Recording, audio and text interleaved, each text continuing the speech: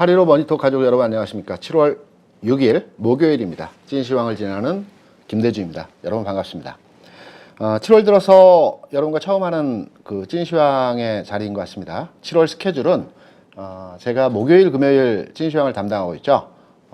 당분간은 혼자 이제 진행하는 목요일 시간이 될 것 같아서 목요일 시간에는 주로 시황 위주로 여러분께 말씀을 드릴 겁니다. 시장이 어떻게 흘러가는지, 앞으로의 전환점이라든가 터닝 포인트에 대한 부분들, 궁금한 내용들에 대해서 시장의 주변 요소들 그리고 환경들에 대해서 이해하기 쉽게 구조적으로 여러분께 해석을 드리도록 하는 시간을 갖도록 하겠고요. 금요일에는 종목 중심으로 해서 어떤 종목을 타겟팅해서 매매를 해야 되는지, 또 가지고 있는 종목에 대해서는 어떤 전략적인 대응이 필요한지, 이 부분을 금요일과 목요일 시간에 나누어서 여러분께 말씀을 드리는 시간을 7월 한 달 동안 가져가 보도록 하겠습니다. 우리가 주식을 투자하고 꼭 주식뿐만 아니고 부동산일 수도 있고요. 모든 이제 투자 상품에 대해서 투자를 할 때 저는 기준이 굉장히 중요하다고 생각합니다. 최근에 주식시장에서의 상황을 보게 되면 지난 5월까지만 하더라도 시장은 막 3,000포인트, 2,800포인트 막 올라갈 것 같은 분위기였죠. 반도체 종목들, 삼성전자 9만원 가능하다, 하이닉스 12만원 가능하다, 전체 분위기에서의 반도체 시황에 대해서 아주 긍정적인 시황의 레포트들이 많이 나왔습니다. 그리고 분위기도 더 갈 것 같은 흐름에서의 모습들이었죠. 6월 들어서 어떤 현상들이 나타났습니까? 시장이 더 이상 뻗어 올라가지 못하는 가운데에서 주춤주춤 그리고 조정을 받았죠. 그러면서 종목 간의 희비가 달라지는 상황에서의 모습이 나타났고요. 그래, 시장은 당분간의 영역에서 좀 횡보할 것 같아 라는 분위기였죠. 최근 들어서 지난주 이번주 시장에 들어서면서 어떤 흐름에서의 모습이었을까요? 이거 잘못하면 빠지겠는데? 이거 추가로의 하락이 나오게 되면 추세가 전환되는 하락 분위기에서의 하락장이 아닐까? 특히 오늘 같은 장, 이러한 분위기에서의 상황이었죠. 기준이라고 하는 것은 꼭 정확하게 100%의 확률로의 확신을 가지고 맞아 들어가는 기준이 아닙니다. 어떤 분들은 비가 오는 날에는 무조건 주식을 파시는 분들이 있습니다. 이 기준입니다. 나만의 정해진 어떤 그 절차에 대한 부분들을 말하는 거죠. 또는 뭐 이평선을 기준으로 해서 이평선 깰 때는 나 무조건 매도할 것이다. 또는 등등의 여러 가지 방법들에 대한 기준이 있을 수가 있겠죠. 시장에 대한 전반의 흐름을 판단해서 금리와 환율과 뭐 기술적 분석에서의 내용들을 가지고 기준을 잡는 방법들이 있습니다. 그럼 왜 기준을 잡아야 되느냐? 기준을 잡아서 이 기준에 의해서 투자를 하게 되면 내가 손절을 하거나 또는 매수를 했을 때 내가 생각했던 방향과 반대로에 가는 경우에 있어서 손절이나 또는 뭐 잘못된 판단에 의해서 결정되었다 하더라도 후회가 없습니다. 하지만 기준이 없을 때는 항상 시장의 변화에 대해서 그날의 움직임에 대해서 불안합니다. 오늘은 장이 올라가서 내 종목이 상승을 해서 기분이 좋지만 내일 주가가 빠져버리면 이거 어떻게 해야 되지? 어제까지만 하더라도 온 매체에서 특정 종목에 대해서 좋다 나도 매수를 했는데 오늘 시황이 급변해서 내가 가진 종목이, 내가 보는 시장이 나의 생각과 반대로 움직였을 때는 기준이 없으면 굉장히 흔들리게 됩니다. 이 흔들리는 과정에서 한 번 더 하락이 나오게 되거나 한 번 더 상승이 나오게 되는 과정에서 기준점을 이탈하게 되면 투매가 나오고 급매가 나오고 손절이 나오게 되는 겁니다. 그리고 나서 시장은 반대의 방향, 내가 생각했던 반대의 방향으로 되돌림의 과정이 강하게 나타나죠. 그래서 시장에 대해서는 기준을 가지고 투자를 하셔야 된다는 점이 굉장히 중요한 하나의 포인트라고 말씀드릴 수 있겠고요.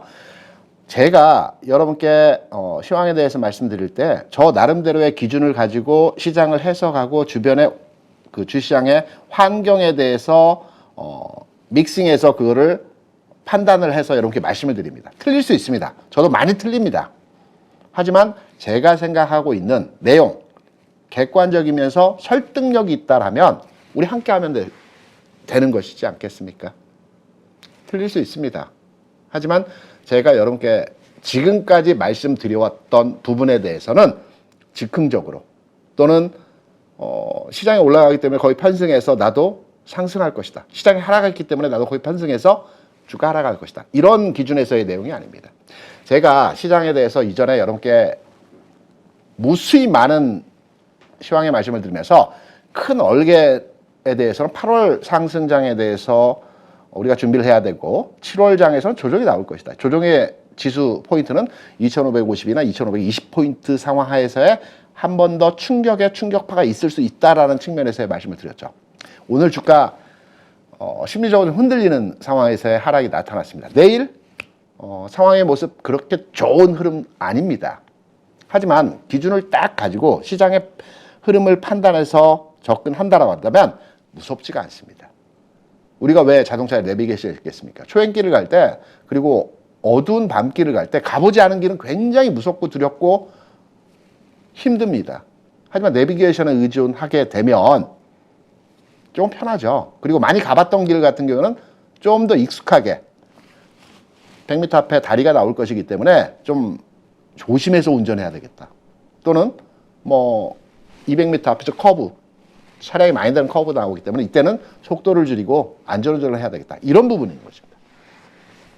시장 흐름들에서는 여러분께 말씀드렸던 내용의 기존의 시각 여전히 유효하다는 말씀을 드리고요. 오늘 시간에는 이런 부분들을 한번 체크해 보겠습니다. 과연 저점 포인트가 7월 중순에 나온다라는데 이 저점의 분위기는 어떤 주변 여건의 환경에 의해서 저점이 만들어지고 이 환경 내에서의 우리가 투자할 만한 대상의 종목들은 어떠한 종목들이 있는지 여기에 대한 내용들 오늘 깊이 있게 한번 내용을 들여다보도록 하겠습니다. 여러분과 오늘 살펴볼 주요 제목의 내용이라고 한다면 이제 일단 7월 이제 오늘 7월 첫 여러분과 함께하는 시간이기 때문에 7월 주식시장 전망과 해석에 대해서 설명을 드릴 거고요. 여기에 추가로 지수 저점 제가 대략적으로 지수 저점 2550, 2520이라고 말씀을 드렸는데 과연 어느 타이밍에서 이 구간에서의 저점을 찍어갈지 저점 그리고 터닝 포인트 지수가 리바운딩이 나오면서 턴오버할 때 어떠한 분위기에서 어떠한 관점에서 흐름이 진행될지 이 부분 알고 계시면 하락이 무섭지가 않습니다. 그리고 투자 시점에 대한 판단 나는 주식을 풀로 가지고 있어서 투자 시점이라기보다는 어디까지 구간에서 기다려야 될지 날 현금이 많아 주식을 좀 사고 싶어 그럼 어느 시점에서 어느 종목으로 대응을 해야 될지 이 부분에 대한 내용을 이렇게 설명을 드려보도록 하겠습니다. 일단 스케줄입니다. 시간표죠. 시장은 저는 그렇습니다. 어떤 보이지 않는 손에 의해서 움직이는 시장이다. 그 보이지 않는 손은 누군지는 저도 모르겠습니다. 특정 집단일 수도 있고요. 사람과의 투자자들끼리 간의 상호, 이 교감된 상태에서의 합의점에 의해서 주가가 움직이는 상황일 수도 있을 것입니다. 하지만 이 흐름은 보이지 않는 손, 보이지 않는 누군가, 보이지 않는 어떤 합의점에 의해서 예측한 대로의 부분 시장이 흘러가는 내용으로 진행이 됩니다. 제가 지난 시간에 또 이전 5월부터 여러분께 말씀드렸던 시장의 웨이브, 흐름, 변동, 파동에 대해서는 많이 말씀드렸기 때문에 지난 시간 그리고 이전 시간에 말씀드렸던 시장의 환경에 대해서 여러분께 말씀드렸죠. 그 첫 번째 환경에 대한 부분이 미국이 달러를 찍어내야만 하는 이유를 말씀드렸습니다. 지난 6월에 부채 한도 협상 타결되면서 내년 그 하반기, 내년 12월까지 유예했고 4조 달러, 우리 돈으로 한 6천조 정도 되나요? 7천조 정도 될 것 같습니다. 이 금액에 대해서 추가로의 예산안을 합의했죠. 그리고 내년 12월에 가서 다시 재논의하겠다. 그러니까 선거 끝난 이후에 재논의하겠다라고 했는데 그 기간 동안에 정부 예산을 이제 사용해야 되기 때문에 달러를 계속 찍어내야 되죠. 지지난주 말씀드렸던 내용입니다. 달러를 찍어내야 되는데 달러를 찍어내기 위해서 가장 용이한 환경을 만들기 위해서는 달러 강세와 금리를 높여야 된다는 측면에서 말씀드렸죠. 이게 연준의 목표입니다. 달러 강세를 시원해줘야, 달러가 강해져야, 달러 가치가 높아져야 달러를 찍어내는 데 있어서 유리한 환경이죠. 달러 가치가 낮을 때 찍어내는 것보다 달러 가치가 높을 때 달러를 많이 발권해놔야 돈을 찍어내는 입장에서 굉장히 유리한 겁니다. 금리도 이건 좀 어렵습니다.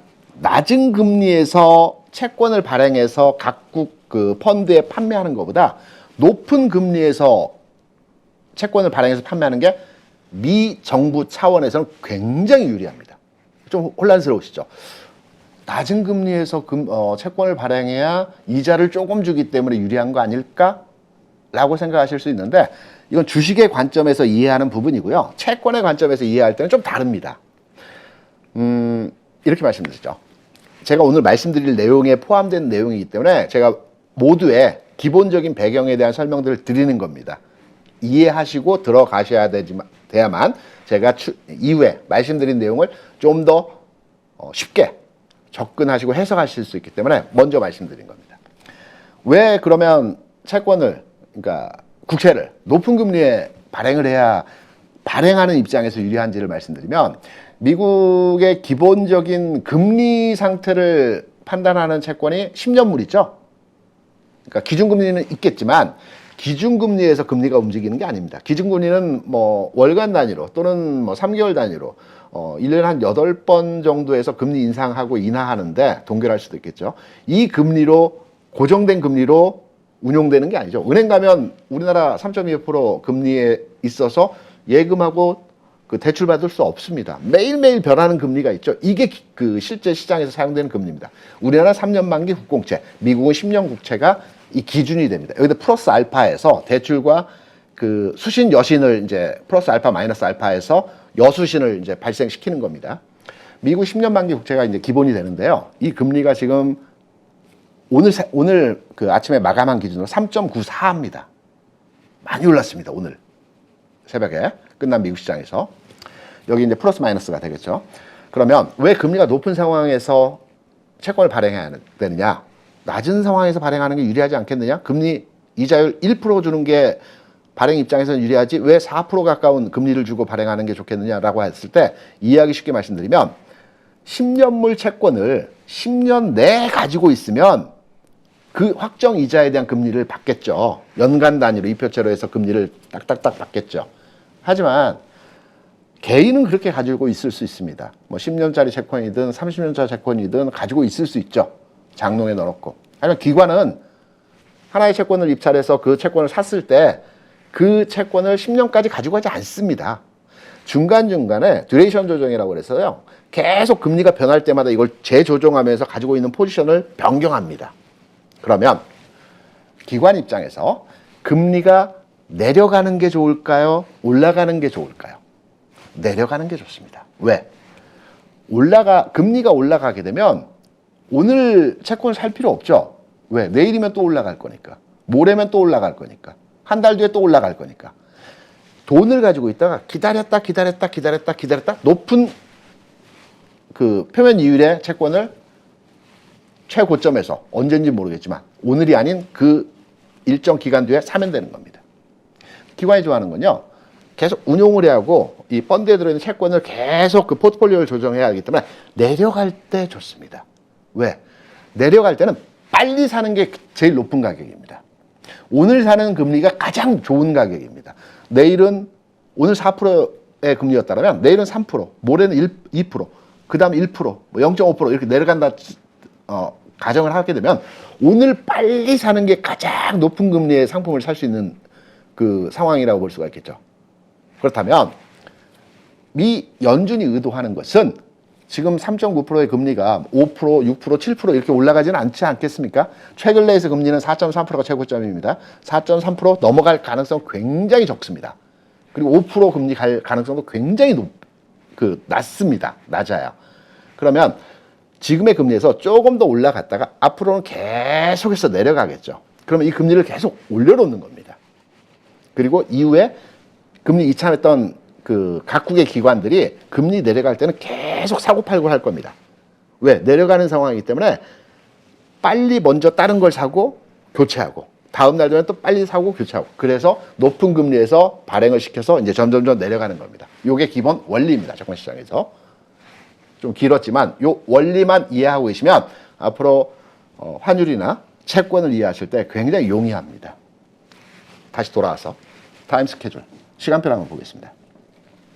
연준에서 달러를 4조 달러, 뭐 7천조 정도를 이제 내년까지 발행을 해야 됩니다. 스케줄이 딱 되어 있습니다. 그 정도를 발행해야 미국 정부가 운용됩니다.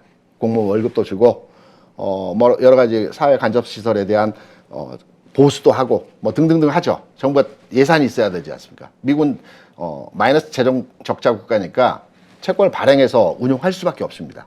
무역으로 마이너스입니다, 항상. 스케줄을 보면 좀 이상한 것들 판단이 안 되십니까? 지난주, 그 이전주 한번 시간을 딱 되돌려 보시기 바랍니다. 2주 전만 하더라도 연준 위원이라고 하는 그 연은 총재 플러스 연은 위원이 굉장히 매파적 발언들을 굉장히 많이 내놨습니다. 지난주까지. 금리 올려야 돼. 경기 침체, 리세션, 뭐 등등 얘기를 하면서 연준 위원들의 공통된 메시지는 파월 비롯해서 굉장히 시장을 이제 금리에 대해서 압박하는 부분의 내용들이 지난주까지만 하더라도 시장이 굉장히 많았죠. 이번 주에 어떤가요? 단 한마디도 없습니다. 연준 위원들 파월 의장, 시장 매파적이라고 많이 얘기하는 금리 인상과 긴축에 대한 얘기들이 단 한마디도 없었습니다. 시황을 보시면. 왜 그럴까요? 여기 스케줄표 보시면 지난주 그 이전 주까지만 하더라도 금리 인상 시점부터 6월 18일 금리 인상했나요? 6월 금리에. 금리 인상 이후부터 쭉 매파적 발언을 하던 연준 위원들이 전혀 여기에 대한 메시지가 없었습니다. 지난주 금요일, 목요일에 무슨 일이 있었습니까? 미국에서 PCE하고 GDP가 발표됐습니다. 굉장히 긍정적인 내용이었죠. 개인 소비와 미국의 성장률이 예상 외 수치로에 안정되고 성장이 나타났습니다. 이번 주에 성장률이 좋고 물가가 안정됐는데 연준 위원들이 계속 긴축 그리고 경기 침체 이런 얘기하면 안 먹히죠. 그래서 입을 딱 닫고 있었습니다. 언제까지? 오늘 내일까지. 오늘 내일 다음 주에는 연준 위원들이 계속 이제 메시지를 쏟아낼 겁니다. 긴축과 금리 인상과 뭐 리세션, 침체 뭐 이런 얘기들을 계속 쏟아낼 겁니다. 왜? 지표들이 대기하고 있기 때문에. 그 지표들이 무엇이냐? 지금부터 말씀드리면 오늘 내일 발표되는 지표들이 고용 관련된 중요 지표들입니다. 졸트라는 이제 고용 지표 관련 내용이 있고요. ISM 제조업 지수가 있고요. 특히 중요한 게 비농 취업자 수, 실업률입니다. 실업률 상황을 보게 되면 최근의 실업률이 3.6, 3.5, 3.4 하다가 지난달에 3.7 실업률이 나타났습니다. 3.5 실업률은 완전 고용 상태이죠. 그러니까 미국의 최근 내에서의 실업 상태는 고용 상태는 굉장히 좋은 상태입니다. 3.7 실업률도 굉장히 좋은 지표이거든요. 그런데 지난달 보통 월 첫째 주에 실업률이 나오고요. 월 둘째 주에 물가 지표가 나옵니다. CPI가. 첫째 주에 지난 6월에 나왔던 실업률이 3.7%가 나왔습니다. 그러면서 어떤 내용이 있었을까요? 이때 시장 분위기 잘 기억해 보시기 바랍니다. 고용이 불안정해지고 있기 때문에 금리를 인상할 수 있는 토대 환경이 안 되는 차원에서의 상황이다. 그래서 금리 인상 가능성이 약화됐다. 그래서 시장이 올라갔죠. 잘 기억 안 나시죠? 하지만 그런 내용들로의 지난달 월 초에 이러한 흐름들이 진행이 됐습니다. 3.7의 실업률 수치가 지난달에 있었습니다. 내일 나오는 실업률이 어떻게 나올지는 모르겠죠. 근데 우리가 예상해 볼 수 있겠죠. 어떤 예상치를 가지고 판단할 수 있을까요? 주간 단위로 나오는 그 실업보험 청구하는 그 실업급여 수당 이 숫자를 보게 되면 실업률에 대한 수치를 조금은 예상할 수 있겠죠. 주간 단위로 지난주까지 나왔던 실업수당 청구 건수를 보게 되면 고용이 굉장히 안정된 상황에서의 흐름들이 최근 2, 3주 동안 계속 나타나고 있습니다. 그러면 이번 실업률 나쁘지 않겠죠. 3.7이 나오거나 3.6이 나오거나 3.5가 나올 가능성이 있겠죠. 그럼 연준에서 뭐라고 하겠습니다. 고용이 안정됐기 때문에 금리를 올려도 된다. 그리고 GDP, 그러니까 경제 상승률이 좋기 때문에 경제도 받쳐주고 있다. 고용과 경제가 받쳐주기 때문에 물가를 좀 더 강하게 압박하는 형태로서의 금리 인상을 하겠다. 이 메시지가 나오겠죠. 당연히. 그래서 이번 주 후반, 목금, 금요일부터 다음 주 주간에는 연준 위원들이 계속 이 내용을 기반으로 해서 지난주까지는 GDP와 PCE가 너무 좋았기 때문에 여기다 말빨이 안 먹히는 상황이었고 이번 후반부터 다음 주까지는 연준 위원들 계속 금리에 대한 메시지를 강하게 어필할 겁니다. 왜? 달러 발행해야 되니까. 궁극의 목표는 좋은 가격에 달러를 금리 올려놓고 달러 강세. 금리가 올라간다는 거는 미국의 금리가 올라가기 때문에 전 세계 자금들이 미국으로 몰립니다. 왜? 금리가 높으니까. 미국으로 돈이 몰리게 되면 달러 강세로 가는 거죠. 이게 이제 선후에 닭이 먼저냐 달걀이 먼저냐 이 차이에 약간의 그 상황마다의 그 차이는 있겠지만 금리를 올린다는 거는 금리가 올라간다는 거는 돈이 다 그쪽으로 몰립니다. 그 국가로. 왜? 미국은 굉장히 안전한 국가이고 거기에 달러 표시 채권인 미국채가 금리가 올라간다. 다 미국채에 투자를 하죠. 미국채로 돈이 몰리게 되면 달러는 강세로 갑니다. 왜? 서로 달러를 바꿔서 채권을 사야 되기 때문에. 두 가지가 같이 올라가게 되어 있습니다. 여기에 연준 위원들이 계속 푸시하는 거죠. 금리 올라갈 수밖에 없는 상황들의 분위기를 만드는 겁니다. 그래서 다음 주에도 이런 내용들이 나올 거고요. 그리고 다음 주에는 CPI가 발표 예정에 있습니다. 소비자 물가 지수죠. 두 번째 주. CPI 흐름들을 보게 되면 우리가 조금만 기억을 1년 전으로 되돌려 보게 되면 2022년 6월 어떤 기억이 나십니까? CPI 9.2. 3월부터 시장의 물가지수가 영향을 줬죠. 그 8.5%, 40년 만에 최고치의 물가지수를 상승률이 나면서 8.5%, 8.4, 8.7, 9.2, 뭐 최고점 찍고 그다음부터 쭉 내려왔습니다. 지난해 6월에 9.2% 물가 상승률을 기록했습니다. 그러면서 그때 원유가가 126불, 130불까지 갔고요. 곡물가가 부실당 한 130불까지 갔습니다. 물가 그래서 치솟았고요. 그때부터 금리를 0.75씩 4번에 걸쳐서 미국이 인상을 했죠. 그리고 물가가 오늘 잡혔습니다. 다음 주에 CPI가 발표되는데요. 최근에 소비자 물가지수를 잘 한번 시간 되실 때 한번 어떤 흐름이었는지 잘 보시기 바랍니다. 제가 짧게 말씀드리겠습니다. 중요한 내용들이 오늘 많이 나와 있기 때문에 최근에 소비자 물가지수 상황을 보게 되면 지난달에 소비자 물가지수 4%였습니다. 그 전달 그러니까 6월, 5월에 4.9%였습니다. 9%, 지난 6월에 9%였던 소비자 물가 지수가 1년여 만에 거의 반토막이 났습니다. 그냥 안정됐죠. 지난 6월에 가장 높은 소비자 물가 지수 9.2%였죠.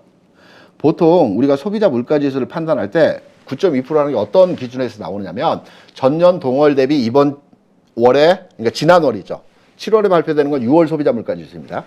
2022년 6월 물가 지수 분자 23년 6월 그 물가지수 분모. 그래서 분모 분자로 몇 퍼센트가 상승했는지를 판단하는 겁니다. 전년 대비해서. 이렇게 판단하는 건데 전년 6월이 9.2%였기 때문에 가장 높은 지수였기 때문에 당연히 이번 소비자 물가지수도 부분 하락할 가능성의 여지가 있다라고 판단해야 되죠. 엮이죠. 그러니까 지난해 굉장히 높은 수치였기 때문에 이번에 어지간하게만 나오더라도 당연히 내려간다라고 볼 수 있겠죠. 소비자 물가지수가. 그런데 지난달에 4%였습니다. 코로나 이전의 소비자 물가지수 상황을 보게 되면 연준에서 계속 2% 물가지수 안정화를 목표로 하고 있죠. 보통 코로나 또는 통상적인 일반적인 상황 하에서의 물가 상승률의 대부분의 지표들은 2.5에서 3입니다. 이게 일반적인 상황에서의 물가 수준입니다. 그래서 연준이 2%대를 목표로 하는 겁니다. 원래 이전의 수준으로 가자는. 그러면 지난달 4%였습니다. 이번 달에 떨어진다 하더라도 3.9, 3.8 또는 4.1까지 올라갈 수도 있겠죠. 엽기적으로 지난 그 연도에 높았다 하더라도. 왜? 지금 아직은 물가 수준에서의 상황이 코로나 이전, 그러니까 안정적인 경제 체제 하에서의 물가 수준 대비해서는 아직은 높습니다. 그렇다면 지금의 물가가 3%, 2%로 가기에는 시간이 좀 많이 필요합니다. 그러면 이번 소비자 물가 지수 자체에도 평가치는 4% 이하로 내려갈 수도 있겠죠. 상황에 따라서. 근데 지난달과 같이 4.9에서 4%, 무려 1% 가까운 하락의 상황이 나타나지는 않을 겁니다. 그러면 시장에서 어떤 반응이 있을까요? 물가, 이제는 좀 고개를 쳐들고 물가 상황이 심상치 않다 라는 시장에서의 분위기가 나타나겠죠. 물가 하락률이 꺾였다, 하락률이 멈췄다, 물가 더 이상 내려가지 않는다, 이런 분위기에서의 내용들이 시장에서 전파가 될 겁니다. 그러면 내려가지 않는다라면 올라간다는 얘기겠죠. 그럼 이런 분위기에서 또 연준 위원들이 또 강하게 또 그 푸시할 겁니다. 금리 올려야 돼. 이런 과정에서의 다음 주까지의 시장 스케줄에서의 연준 위원들이 아주 이제 강한 어조의 그 매파적 발언들을 쏟아낼 것 같고요. 이제 그 다음 이후에는 이제 실적들이 계속 발표가 되죠. 그래서 제가 이러한 타임 스케줄에 의해서 지수가 바닥을 찍는 과정에서의 시장 흐름들에 대한 모습이 진행될 것이라는 측면에서의 내용들을 여러분께 말씀을 드린 겁니다. 이게 지수로 펼쳐놓고 이 내용들을 다 녹여서 우리나라 지수를 제가 말씀을 드린 거고요. 내일 삼성전자 실적 발표가 있죠. 어떻게 나올지 모르겠습니다. 하지만 시장 예상치로는 대부분의 그 예상 측정 기관에서 2천억 정도를 예상을 했습니다. 지난 분기에 6천억이었죠. 6천억인데 반도체는 적자였고요. 그 휴대폰 사업 부분에서 3조 원 이익치를 발생해서 반도체 2조 원을 이제 스퀘어시켜서 6천억을 겨우 달성을 했습니다. 이번 분기에 2천억을 예상을 하고 있는데요. 시장에서는 2분기부터 수출이 늘어났기 때문에 뭐 9천억 정도 이익치가 늘어날 수도 있다. 또는 아직은 반도체 경기가 살아나지 않았기 때문에 마이너스로 나올 수 있다 라고들 예측을 합니다. 중요하지 않습니다. 삼성전자의 실적이, 영업이익이 2천억이든 1조 원이든 또 마이너스 1조 원이든 그게 뭐가 중요하겠습니까? 왜? 이전에 15조, 뭐 8조, 9조, 10조 이렇게 이익치를 만들었던 기업이 몇 천억 올라가고 몇 천억 내려오는 게 그게 뭐가 중요하겠습니까? 그래서 내일 발표된 실적이 기대한 2천억보다 높다라면 물론 시장에 대해서 반응이 긍정적으로 일부 반영이 되겠지만 그 반응 자체가 그렇게 크지 않을 겁니다. 이게 5조 원, 10조 원 이렇게 나타나면 시장이 긴박하게 반응하겠지만 2천억에서 6천억이 된들 또는 9천억이 된들 마이너스 1조 원이 된들 그 차가 거의 미비한 겁니다. 삼성전자 입장에서 본다면. 그래서 내일 삼성전자 실적 발표가 나오는 상황에 대해서 이게 9천억이 나온다 하더라도 아주 호재가 아닐 거고요. 또 마이너스로 뒤처졌다고 해서 아주 악재가 아닙니다. 전망치에 대한 흐름들, 앞으로 전망에 대한 흐름들. 그래서 삼성전자 내일 실적 발표에 대한 시장 영향도는 저 입장에서는 그렇게 크지 않을 것이다. 이제 전망치나 앞으로 비전에 대해, 앞으로 하반기에 대해서 판단했을 때 내용은 중요하겠지만 관련한 내용은 시장 영향도가 작을 것이다 라는 측면에서의 삼성전자 실적 내일 중요한 포인트에서의 내용이고요. 이 이후에 미국에서 뭐 다음 주죠. 넷플릭스나 애플 실적 발표가 있고요. 엔비디아 중요한 우리가 엔비디아 많이 이제 포인트로 판단하는데 이게 8월에 발표됩니다. 엔비디아는 항상 제일 늦게 발표합니다. 지난번에도 그랬죠. 5월 뭐 이때쯤 발표한 것 같습니다. FOMC 회의를 기점으로 해서 시장은 전환합니다. 아마 제 판단으로는 이번 7월 26일 FOMC 회의에서 뭐 다들 0.25 인상할 것이라고 판단을 하고 있죠. 그런데 의외로 안 할 수도 있습니다. 왜? 소기의 목적을 다 2주간 달성을 했을 테니까. 그동안 달러를 많이 찍어냈고 달러를 찍어내는 방법은 말씀드렸죠. 채권을 발행해서 남은 물량에 대해서 그 남은 물량의 가치만큼 달러를 발행할 수 있다라고 말씀드렸죠. 그러니까 달러가 미국의 금리가 계속 올라갈 거기 때문에 입찰들을 많이 할 거고 그런 과정에서 달러를 우호적인 가격에서 발행을 할 수 있는 상황이 2주간에 충분히 발행해낼 겁니다. 2주, 3주죠. 그래서 실제로 이번 7월 금리 인상에서 안 할 가능성도 있고요. 8월은 한 템포 쉬어갑니다. 금리 인상 연준 회의 없습니다. 9월에 들어갑니다. 그러면 9월에 한 번 하고 11월 정도 한 번 할 수도 있고 안 할 수도 있고. 왜? 시장에 대한 이제 미국도 리바운딩에 대해서 판단을 하고 있어야 되기 때문에. 미국 금리입니다. 말씀드렸던 10년 국채 수익률이고요. 이전에 가장 높았던 금리 4.3입니다. 그리고 최근 내에서 고점 4.1입니다. 어제 기존의 박스를 딱 돌파했습니다. 이게 이제 오늘 시장에서의 하락에 대한 아주 중요한 요인이죠. 금리가 기존의 박스를 딱 치고 올라가고 있습니다. 치고 올라갔는데요. 저는 미국에 대한 금리는 요 박스 내에서 움직일 겁니다. 4.1을 돌파하지는 않을 겁니다. 이 3.94, 지금 3.94%입니다. 10년 국채 수익률 자체 금리라고 이제 말씀을 드릴게요. 3.94인데요. 4.1을 돌파하지 못하고 4.1 근처에서 다시 내려오는 과정에서의 기간차를 두고 움직임이 나타날 겁니다. 이 기간차가 대략 한 2주 정도 걸릴 겁니다. 금리가 어제는 급등했지만 이렇게 0.1씩 급등하는 경우가 많지가 않습니다. 굉장히 큰 폭의 원빅이라고 하죠. 주식으로 보면 상한가를 쳤다고 해도 될 만한 채권 시장에서 흐름입니다. 원빅 상승, 원빅이 넘게 상승했죠. 그래서 이 부분이 박스권을 돌파하는 미국의 금리 상황이 오늘 주시장에 대한 하락 요인으로 작용했던 주요한 요인이고요. 달러 발권을 위해서 금리를 계속 띄울 겁니다. 여기에 이제 메시지들이 계속 강하게 나오겠죠.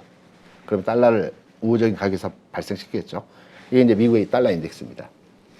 달러 인덱스고요. 달러 인덱스는 달러 지수. 이제 원 달러의 영향을 아주 상대 통화이다 보니까 물론 이제 달러 인덱스 내에 원이 들어가 있지 못합니다. 유로가 한 50% 차지하고 있고요. 엔, 스위스 프랑, 영국 파운드, 캐나다 달러 이렇게 해서 비율이 들어가 있는데 가장 중요한 포지션이 유로하고 엔입니다. 이게 50%, 10% 이 정도 해서 한 60, 70%가 유로, 엔, 파운드 정도가 다 차지하고 있습니다. 그런데 원은 여기에 포함되지 못하지만 민감한 영향을 받죠. 그래서 달러 지수가 올라가게 되면 원화에 대한 영향도도 굉장히 치명적인 영향을 받게 되는 겁니다. 원화와 지수와 연동해서 한번 시장 흐름을 한번 짧게 한번 보겠습니다. 지금 보시는 차트는 원 달러입니다. 원 명칭은 달러 원이라고 말씀드렸죠. 국제적으로 통용되는 이 가격은 우리는 1달러에 1,300원이라고 표기를 하죠. 이거는 이제 국제적으로 통용되는 수치가 아니고요. 원래 1,000원당 0.7달러 이렇게 표기하는 게 맞습니다. 1,300원을 기준으로 했을 때. 이게 이제 국제 통용되는 화폐의 가치인데요. 우리는 그냥 편하게 1,000원당 1달러당 얼마 이게 이제 표현인데 원래는 달러 원 지금 현재 이 형태고 요것만 이제 기본적 상식으로 알고 계시면 될 것 같고요. 최근까지 원달러 그냥 원달러로 명칭하겠습니다. 이게 이제 완전히 고유명사가 됐기 때문에 원달러의 흐름과 주가지수의 상황을 우리가 이제 등치시켜가지고 한번 판단을 해보게 되면 아주 정확하게 원달러가 상승할 때는 주가 하락을 합니다. 물론 하루 이틀의 시차는 있죠. 약간의 시차는 있습니다. 하지만 흐름을 보게 되면 거의 똑같습니다. 제 기준으로 한 80%, 85% 확률로의 달러의 가치와 주가의 비대칭성은 거의 정확하게 움직인다고 판단하시면 됩니다. 지금부터 보여드리겠습니다. 최근 이제 올해 들어서 원달러 가격의 움직임입니다. 연초에 원달러가 이제 1,444원 지난해 이제 고점 10월 이럴 때 고점 찍었죠. 1,444원 찍고 쭉 내려왔습니다. 연초부터 주가 쭉 올라갔죠. 바닥 찍고 2,150포인트 찍고 쭉 올라갔습니다. 2,400 400 언저리까지. 이때 올라간 상태에서의 달러는 내려왔고요. 이 이유부터 보겠습니다. 이때도 정확히 연동됐죠. 그리고 나서 요 타이밍에 달러가 올라가는 과정에서 지수가 하락을 했습니다. 왜냐하면 1월에 지수가 쭉 올라갔다가 이게 2월 전후로 한 시점이거든요. 이때 2480포인트에서 2350포인트까지 130포인트가 빠졌습니다. 2월 요 즈음에서. 차트 놓고 보시면 정확합니다. 그리고 3월, 3월, 4월 이 언저리 넘어가는 구간에서 이때 달러가 빠졌죠. 이따 빠질 때 지수는 2350에서 2550포인트까지 200포인트가 상승했습니다. 그리고 나서 이 올라가는 과정, 달러가 올라갈 때 지수 하락했습니다. 2570에서 2470까지 무려 100포인트가 하락을 했습니다. 똑같습니다. 여기서도 환율이 내려갈 때 지수는 2480포인트에서 2650포인트까지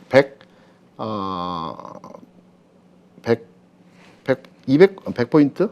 180포인트, 170포인트 정도가 올라갔네요. 대략 많이 올라갔죠. 빠질 때. 최근 어떻습니까? 6월 중순부터 최근까지 달러 올라갔죠. 달러 올라가면서 지수가 하락했습니다. 2650에서 2550까지 100포인트가 하락을 했죠. 이 과정에서의 환율과 연동된 흐름의 지수입니다. 이게 지수입니다.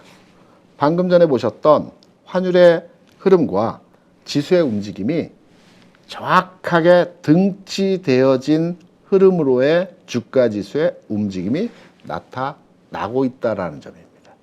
그래서 앞서 말씀드린 미국에서 전략적으로 달러 강세를 유발시키고 금리를 올리게 되면 당연히 원화도 상승할 것이고요. 원화가 상승하게 되면 거기에 따라서 외국인 둘째치고요. 기관의 시장 참여도가 매도로의 대응을 기계적으로 할 수밖에 없는 상황이 나타나는 거죠. 그래서 시장의 조정에 대한 부분이 예상을 하는 내용으로 우리가 시장에 대한 판단을 하는 것입니다. 이 내용이 이제 전체 큰 내용에서의 금리와 환율 그리고 미국에서의 그 강세, 그러니까 달러 강세와 금리를 인상시킬 수밖에 없는 상황 하에서 우리나라에 영향을 주는 지수의 그 영향도를 판단한 요 구조입니다. 원리입니다. 지금까지 말씀드렸던 내용이. 그래서 조정받을 수 있는 자리에 와 있다라는 게 기본적인 해석이고요. 그러면 이제 구조적인 부분은 이제 판단을 했습니다. 스케줄. 그러니까 전체 글로벌리 지금 나와 있는 스케줄대로의 판단을 해서 진행되는 과정들을 말씀드렸고요. 거기에 조금 더 들어가서 환율과 금리에 대한 가격 움직임에 대한 예상도를 가지고 국내 주시장에 대한 이 미치는 영향도까지 판단해 봤습니다. 그러면 이제는 이제 비교를 해봐야 되겠죠. 상황에 따른 비교, 각국 지수에 대한 상황에 대한 비교. 이건 좀 쉽습니다. 시장을 비교해보면 되지 않습니까? 미국, 일본, 그리고 유럽 시장과 우리 시장이 지금 어떠한 위치에 있고 미국, 일본, 유럽 시장은 지금 어떠한 그 상황 하에서 올라갈지 내려갈지. 미국 시장이 올라가고 유럽 시장이 올라가고 일본 시장이 막 올라가는데 우리 시장만 계속 빠지는 상황은 안 나타나겠죠. 좀 덜 올라갈 수는 있겠죠. 반면에 미국, 일본, 유럽이 주가 하락을 하는데 우리 시장만 도야청청 상승하는 경우는 있을 수도 있겠지만 확률적으로 확률의 게임이라고 하는 주식시장에서 확률적으로 그 확률이 낮을 수밖에 없는 거죠.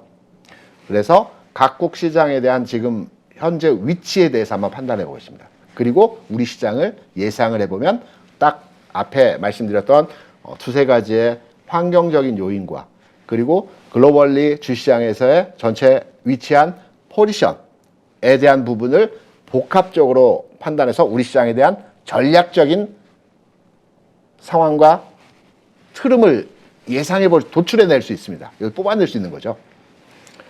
미국 시장을 보게 되면 어렵지 않습니다.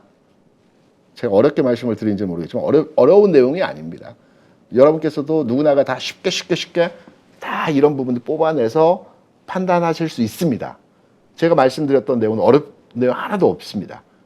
하지만 요 구조적인 내용으로 전세 금융시장이 움직입니다. 이게 정확하게 판단이 되는 거죠.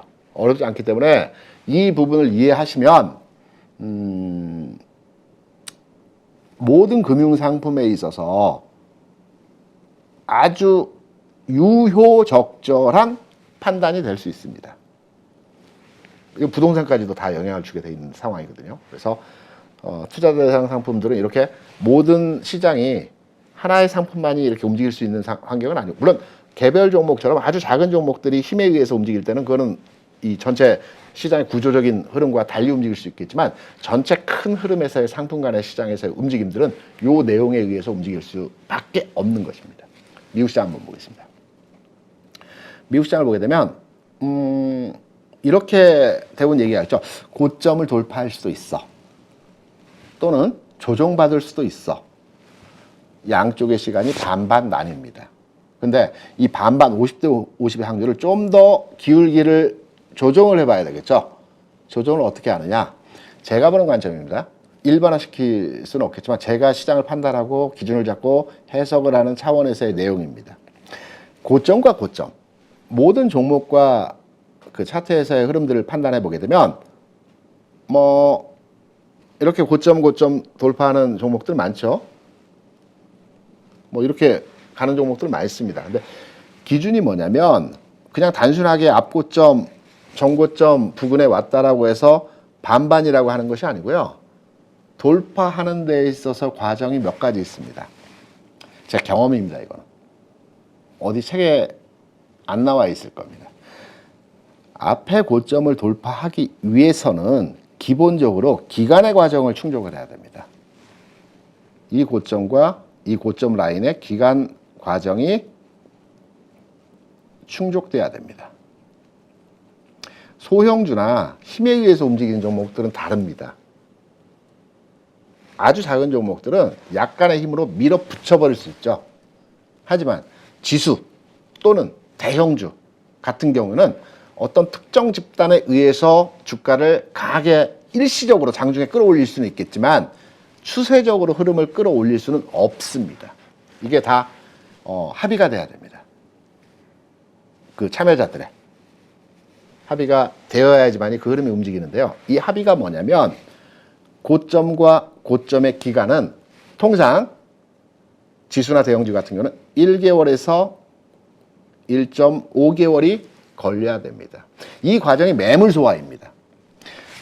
한 달에서 한 달 반이 걸려야 매물을 충분히 소화해내는 과정에서의 기간차가 성립이 되는 겁니다. 바로 내려갔다 바로 올라가는 경우에는 매물 소화가 안 됐습니다. 그렇게 될 때는 바로 올라갈 때 앞에 고점에 물렸던 또는 수익이 났던 물량들이 계속 쏟아집니다. 못 갑니다. 왜? 주시장은 그리고 모든 금융상품의 시장은 내 위주 다 같이 수익 나면 좋겠죠. 삼성전자가 1억 원이 간다라면 9,900만 원에 사신 분이나 5천만 원에 사신 분이나 1,000만 원에 사신 분이나 다 수익 날 수 있습니다. 근데 어떻게 될지 모르는 거죠. 금융시장에서 환경은. 그래서 나만 가야 됩니다. 내 것만 가야 됩니다. 다른 사람은 떨궈내야 됩니다. 다 데리고 가지 않습니다. 이 과정에서의 상황이 매물 소화 과정입니다. 매물을 소화하기 위해서는 전 고점에 물렸던 물량들이 기간적으로 흔들림이 나오는 기간이 한 달에서 한 달 반입니다. 한 달 정도. 주식을 샀는데 주가가 더 이상 움직이지 않고 계속 내가 산 가격보다 아래 가격에서 왔다 갔다 합니다. 한 달 정도 지나면 지칩니다. 그래서 내 산 가격 근처에 오게 되면 매도를 합니다. 또는 주가를 빼고 왔다 갔다 하면서 옮겨 타기 위해서 다른 종목 사기에서 손절을 합니다. 이 과정이 한 달에서 한 달 반일 겁니다. 지금 고점과 고점의 기간이 한 달도 안 됩니다. 작습니다. 그래서 기간의 과정이 아직 충족되지 않았다는 측면으로 나스닥 시장에 대한 해석이 가능하고요. 이 기관화 과정을 충족하기 위해서는 이 모습이 나와야 됩니다. 시간이 많지 않아서 빠르게 한번 진행하도록 하겠습니다. 이 과정이 나와야 됩니다. 이렇게 가야 됩니다. 요거죠. 요거. 그럼 당분간의 영향에서 미국 시장은 이렇게 뻗어나가는 것보다는 조정받거나 옆으로 눕거나 둘 중에 하나입니다. 미국 시장 일단 상승은 아니고 하락은 모르겠어. 세모. 유럽 시장입니다. 유럽 시장은 굉장히 전 세계 글로벌리 시장에서 가장 좋은 시장이죠. 물론 일본 시장이 최근에 상승 각도는 높지만 역사적 고점 수준에 와 있죠.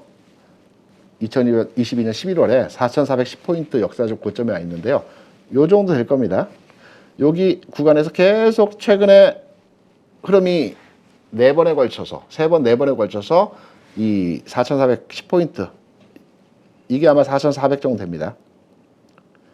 바로 앞전을 두고 계속 여기서 흔들림의 모습이 나타납니다. 돌파하겠죠. 결국은 꺾이지는 않을 것 같습니다. 꺾였다라고 한다면 이미 꺾였어야 됩니다. 여기서 보시는 바와 같이 가능성이 충분히 있는 자리에서 꺾이지 않은 이유는 뭐냐면 고점과 고점이 여기서는 한 달 반 이 정도 되죠. 꺾이지 않습니다. 또 가기 위해서. 이게 기간이 짧다면 이렇게 꺾였어야죠. 꺾이지 않습니다. 시기를 계속 저는 가늠질하고 있는 거죠. 그 시기가 기간차로 지금 여기가 이제 4월 중순이니까요. 지금 3개월 정도 기간차를 두고 흔들림이 나타날 수 있죠. 그래서 이 기간차를 두고 다시 가기 위해서 진행 과정이 돼 여기서 바로 가지는 않겠죠. 지금 모습을 보게 되면. 이렇게 장대 음봉을 맞았는데 여기서 바로 또 양봉으로 상승하는 흐름이 나타나지는 않겠죠. 그러면 여기서 이렇게 버티다가 다시 움직이는 이 흐름이 나오겠죠. 유럽 시장. 상승은 확률적으로 적고 하락도 아닐 것 같고 세모. 일본입니다. 일본의 시장의 상황을 보게 되면 최근 내에서 가장 강했던 시장입니다. 전 세계에서. 물론 이 지점이 30년 전의 주가 수준이었다라고 하면 참 아이러니하기도 하지만 가장 강한 시장입니다. 일본의 경우에는 기간 과정을 어느 정도 충족했습니다. 그리고 조정받고 있습니다. 조금의 조정만 있으면 바로 먼저 움직일 겁니다. 일본 시장 같은 경우. 상황 좋죠. 일본의 여러 가지 주변 상황에서 일본도 그렇고 유럽도 그렇고 지금 자국 통화를 굉장히 강하게 하려는 의도에서의 상황들이 나타나고 있습니다. 여기에 미국이 계속 견제를 하고 있는 거죠. 뭐 그런 시장에서의 내용들을 많이 들으셔보셨을 겁니다. 움직인다면 일본 시장이 가장 먼저 움직일 겁니다. 각국의 글로벌 시장에서의 흐름들. 그러면 일본 시장도 세모. 그리고 좀 더 동그라미에 가까운 세모. 이렇게 판단해 봤을 때 글로벌 미국, 유럽, 일본 우리가 동조할 우리가 영향을 받는 시장들의 지금 상황은 올라갈 자리는 아닌 것 같아. 내가 하락은 모르겠어. 하지만 상승할 자리는 아닌 것 같아. 횡보하거나 조정받거나 둘 중에 하나의 자리라고 판단되지. 여기서 지수가 그냥 세게 치고 가면서 고점 돌파하고 랠리가 나오는 시장은 아닌 것 같아. 요 하나의 정답은 찾았습니다. 하락인지 기간화인지는 모르겠습니다. 그럼 우리 시장 가져와 딱 끌어내 보게 되면 우리 시장 미국이 정체되고 유럽이 정체되고 일본이 정체되는 상황에서 우리 시장만 올라가겠다? 아니라고 판단되겠죠. 우리 시장 횡보냐 조정이냐 이 두 가지에다 포커싱해서 맞춰놓고 보면 우리 시장에 대한 판단이 되는 겁니다. 우리 시장으로 딱 넘어왔습니다. 시나리오 1A 물 한 잔 마시고 시작하겠습니다. 제가 왜 오늘 이 시황 지수 상황에 대해서 이렇게 자세하게 말씀을 드리냐면 다음 주 주간에서 아마 패닉까지는 아니고요. 툼에 한번 나올 수 있습니다. 굉장히 혼란스러운 시장에서의 상황이 나타날 수 있습니다. 이때 정확하게 심지를 가지라고 하죠. 중심을 갖고 시장에 대해서 판단을 하시라는 측면에서 제가 오늘 그러니까 시장의 주변의 요건과 환경과 요 원리를 여러분께 말씀드린 겁니다. 다음 주에 분명히 흔들림이 하면서 심리적으로 굉장히 멘탈이 나가는 상황에서의 흐름들이 있을 겁니다. 그래서 이 환경들을 말씀드린 겁니다. 우리 시장 딱 돌았습니다. 지금 우리 시장을 보게 되면 다음 주에 왜 멘탈이 흔들리는 시장에서의 상황이 나타날 수 있냐면 다음 주에 60일도 아래로 꺾일 겁니다. 20일은 이미 꺾였습니다. 그러면 시장에서 여기에 이제 몇몇의 지수가 좀 더 빠지게 되면 하락 전환의 추세 전환의 얘기들이 시장에서 쫙 나올 겁니다. 꺾였다 장. 다 팔아야 된다. 아니죠. 주시장은요. 제가 아까 말씀드렸지만 삼성전자 1억을 간다면 다 누구도 주식을 안 팔기 때문에 다 수익이 낼 수 있는데 시장 그렇지 않습니다. 항상 그렇지 않거든요. 지금 시장 상황 하에서 다 끌고 가기 힘들죠. 지수가 올라가야 되는데 잘 판단해 보세요. 지난해 손실을 보셨던 분들 많습니다. 최근까지의 시장 상황에서 손실이 많이 줄어서 지금 마이너스 5% 또는 보합 또는 약간의 플러스, 아마 대부분 마이너스 5%, 4%, 3% 여기 손실률이 될 겁니다. 그대로 주식을 가져왔다면 운용 안 하고 그럼 흔들립니다. 거의 본전 가까이 왔는데 여기서 추세 바뀌어? 꺼져? 그냥 5%, 뭐 7%, 3%에서 방어하자. 매도가 나오는 거죠. 그럼 물량을 쫙 받고 올리는 거죠. 이 과정이 지금까지 한 번도 없었습니다. 왜? 지난해 쭉 빠졌기 때문에 주가 바닥이야. 안 팔아 나는. 가지고 갈 거야. 언젠가는 오르겠지. 라는 심리가 최근까지 1월부터 지금까지의 상황이었습니다. 조금만 더 가면 저는 본전이란 말을 별로 좋아하지는 않는데 조금만 더 가면 매수가에 와. 내 계좌자산고가 이제 마이너스가 없어져. 파란색이 없어져. 플러스 빨간색으로 바뀌어. 이 상황이 이제 거의 왔거든요. 근데 여기서 흔들어 버린다? 마지막 구간에서 멘탈이 나가는 겁니다. 이 과정이 있어야 되는 겁니다. 지금까지 없었습니다, 이게. 마이너스 20% 손실에서는 아무리 흔들어도 안 팝니다. 아무리 흔들어도 안 팔아요. 왜? 나는 계속 가져갈 거니까. 전혀 흔들림이 없거든요. 근데 마이너스 20% 갔다가 마이너스 5%까지 올라온 상태에서 한번 흔들어 버리면 바로 매도 나가버립니다. 심리 게임이거든요, 주식. 그래서 보면 60일 전 주가 여기입니다. 올라갑니다. 계속 상향화됩니다. 20일 전 주가 여기입니다. 지금보다 높습니다. 이미 하향화됐죠. 그럼 60일 전 주가 여기이기 때문에 며칠의 시간만 더 가게 되면 지금의 주가보다도 높습니다. 그러면 60일 이평선이 옆으로 눕거나 꺾입니다. 시나리오 1은 뭐냐면 수렴화 과정에서 제가 이제 빠르게 진행하다 보니까 요 내용들 한번 딱딱딱 청취하시면서 요 글 써져 있는 내용들 한번 다시 보시겠어요. 제가 방송하면서 제가 나름대로 다 정리를 하는데 저는 이제 기본적으로 틀에 있는 걸로 제가 말씀을 드리기 때문에 글에 써 있는 내용들을 언급을 안 할 때가 많습니다. 한번 참고하시면 됩니다. 이게 수렴화 과정 제로의 기울기, 그러니까 이동평균선은 기울기의 변화죠. 60일과 20일 전 주가에 따라서 기울기가 바뀌는 겁니다. 기울기, 그러니까 점점점점의 기울기를 선으로 그어놓은 게 이동평균선, Moving Average, 이게 MA라고 하죠. 이동평균선을. 점점점은 선을 연결하기 때문에 60일 전, 20일 전 가격이 이 점들이 어떻게 변화했냐에 따라서 지금의 이 점들이 바뀌는 거고 점과 점을 이은 선이 이렇게 웨이브를 주는 겁니다. 이게 이동평균선입니다. 그래서 이동평균선을 100% 믿지 말라는 이유가 이동평균선은 언제든지 변합니다. 그래서 제가 이평선을 잘 여러분께 말씀을 안 드리고 있죠. 하지만 추세 전체 흐름 시장의 그 롤링에 있어서 이 전환점은 이동평균선을 볼 때가 있습니다. 지금 봐야 될 때입니다. 지금 보시면 60일 이평이 이제 옆으로 이제 기울기가 0에 수렴하거든요. 계속 올라왔던 게 탁 꺾입니다. 그럼 사람들이 꺾였다. 왜? 저도 말씀드린 60일 추세선이거든요. 꺾였다. 속임수. 페이크거든요. 휩소라고도 많이 얘기하죠. 페이크를 줍니다. 페이크 위에 올라가거든요. 이게 웨이브가 이렇게 줍니다. 브레이크 댄스를 제가 잘 추지를 못하는데 이렇게 올라가게 되는 과정이 나타납니다. 20일도 이미 꺾였고요. 그럼 시장 심리가 딱 죽겠죠. 그리고 나서 지수가 어디까지 빠지냐. 이거는 제가 장중 오전장에 캡처해서 여러분께 말씀드린 거기 때문에 지수는 이거보다 조금 더 밀렸습니다. 꼬리가 더 깁니다. 60일 이평 깼습니다. 장중에. 조금 다른데 감안하셔서 보시면 됩니다. 지수는 2500에서 2520까지 시나리오 1 여기서 충격파라고 하죠. 충격파. 물량 쏟아내는. 우리는 시장을 알고 있기 때문에 공격적 매수라고 저는 표현하겠습니다. 공격적 매수 시점. 그러면 손절은 어디서 하느냐? 저는 분명히 2500에서 2520을 공격적 매수 구간이라고 판단했는데 여기서 한 번 더 내려간다. 이때는 기준이 바뀌었습니다. 제가 판단하고 있는 기준과 다른 시장의 상황이 나타난 거거든요. 변수들은 워낙 많기 때문에 이 기준이 바뀌었을 때는 과감하게 손절하는 거예요. 후회 없는 겁니다. 딱 판단한 기준으로 해석을 했을 때. 이게 기준인 겁니다.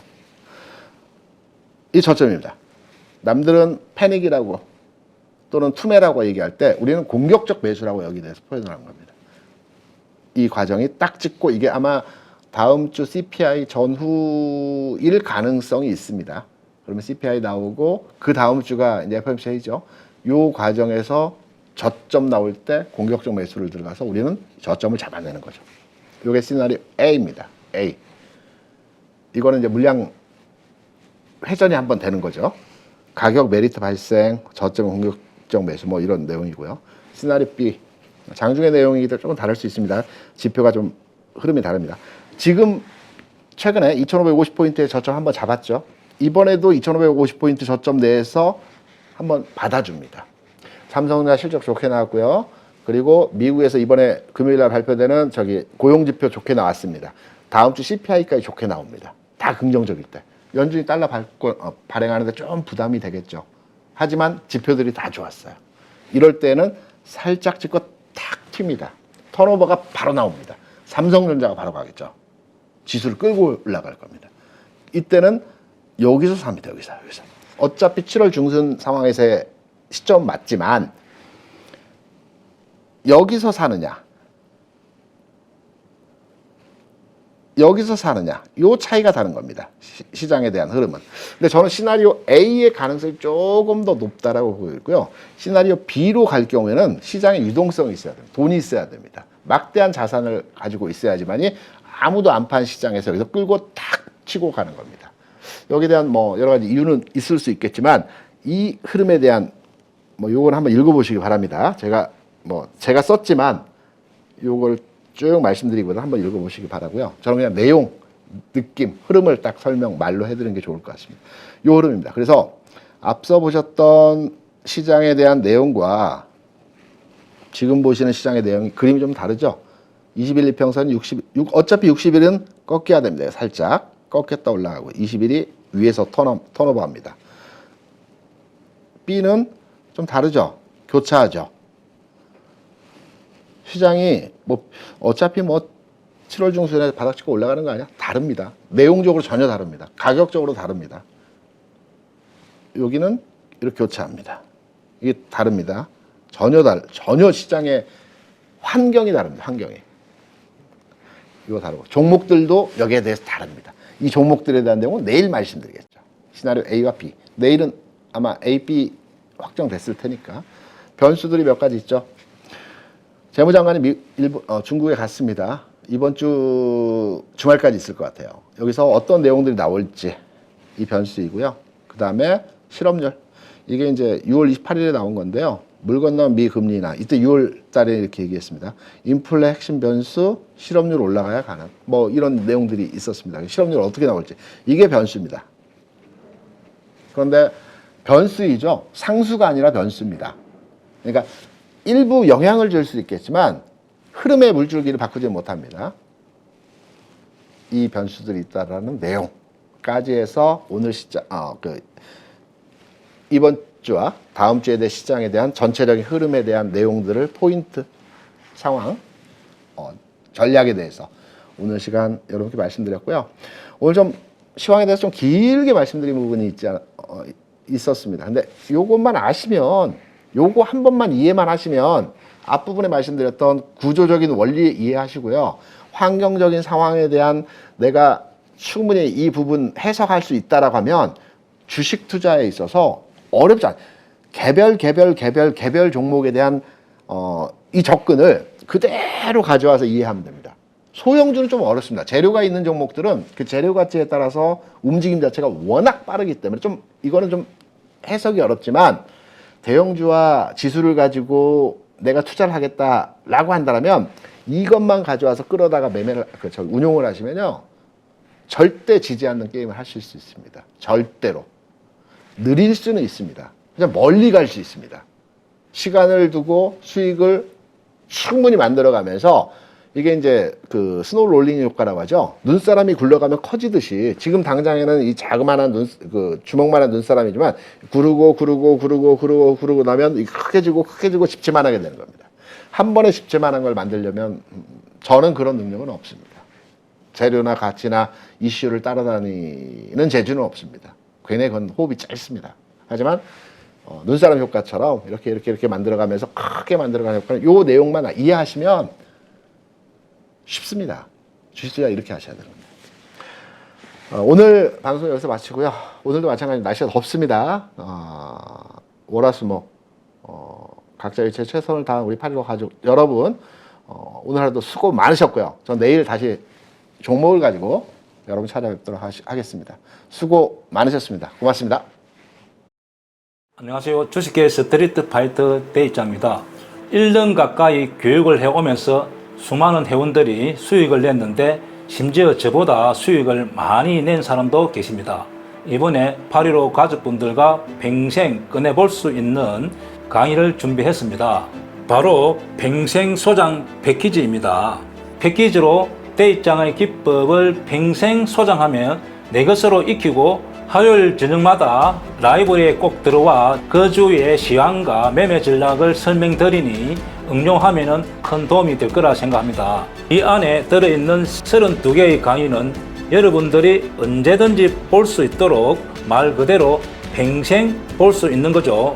대입장과 함께하는 중단기 실전기법 끝장반에서는 기법 기초부터 내용이 들어있고 더 큰 기대 수익을 가져올 수 있는 응용편까지 새롭게 추가했습니다.